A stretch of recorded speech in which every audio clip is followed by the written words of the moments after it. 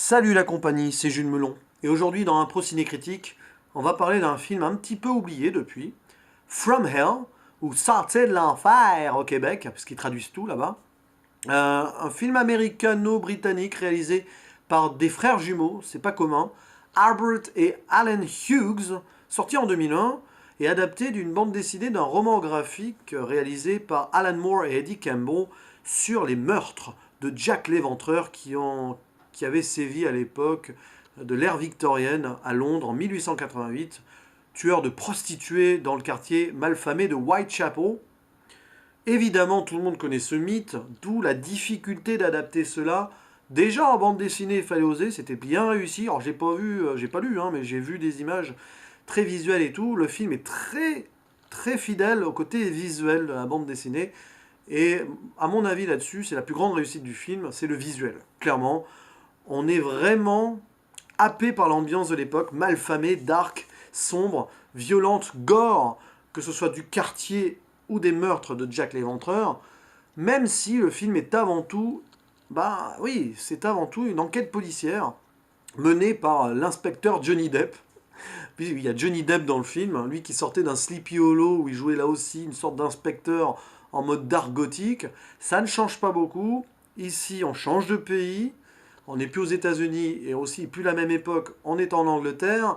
Mais Johnny Depp reste sombre, un peu secret. Ici, c'est un consommateur d'opium et d'absinthe, avec un passé lourd puisqu'il a perdu sa femme et son fils.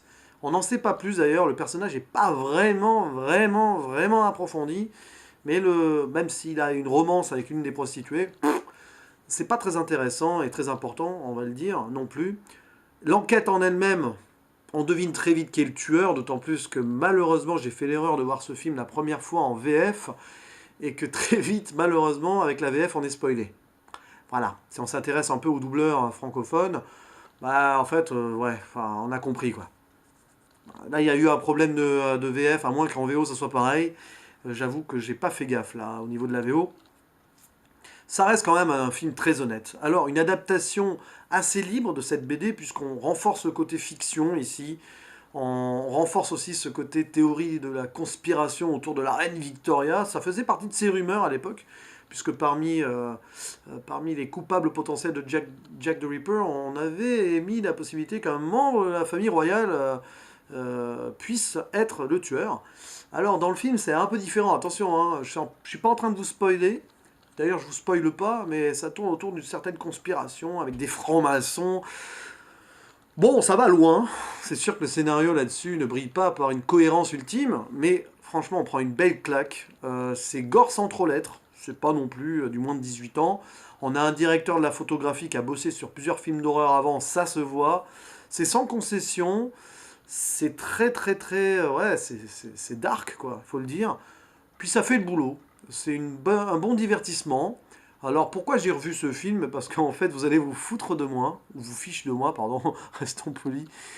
C'est parce que j'ai fait passer des euros de TPE et dans un groupe ils ont parlé de Jack l'Éventreur et en citant ce film je me dis bon bah je vais le revoir. Et ben j'ai pas regretté.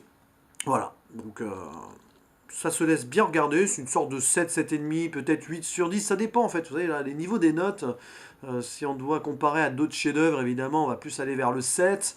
Mais j'ai passé un bon moment, puis il y a de l'acteur assez intéressant aussi dedans. Il n'y a pas que Johnny Depp, il y a la ravissante Heather Graham, en mode irlandaise, donc elle est rousse, alors je crois qu'en vrai elle n'est pas rose du tout. Il y a aussi Sir Ian Holm, un grand acteur britannique, très connu pour les fans du Seigneur des Anneaux, parce que c'est lui qui joue Bilbo dans la version, en version âgée, dans les premiers films.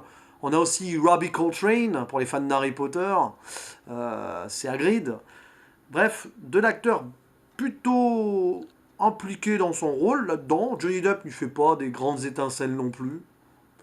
Voilà, mais l'histoire se suit et visuellement, on passe un bon moment, on se fait un petit peu peur, sans plus.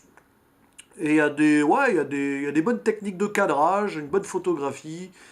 Ça reste pour moi une adaptation réussie, même si évidemment le scénario en lui-même c'est dans le what the fuck un peu fantasmagorico-fictionnel.